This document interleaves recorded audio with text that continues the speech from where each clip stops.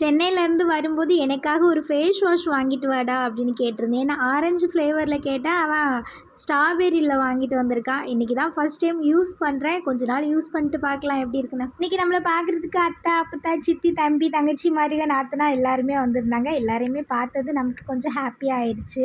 அதே டைமில் கொஞ்ச நேரம் மழை பெஞ்சாலும் நல்ல பயங்கரமான மழை. அதனாலே எல்லாரையும் ஒழுங்காகவே வீடியோ எடுக்க முடியல. எல்லாருமே சாப்பிட்டு வந்துட்டேன்னு சொன்னாங்களா, சரி ஸ்ட்ராங்காக எல்லாருக்குமே டீ மட்டும் போட்டு கொடுத்துட்டு கொஞ்ச நேரம் இருந்தாலும் நல்லா ஹாப்பியாக ஜாலியாக பேசிவிட்டு அப்படியே பாய் பாய் சொல்லி அனுப்பியாச்சு. எப்போது மாதிரி பழங்கள் தான் வாங்கிட்டு வந்திருந்தாங்க.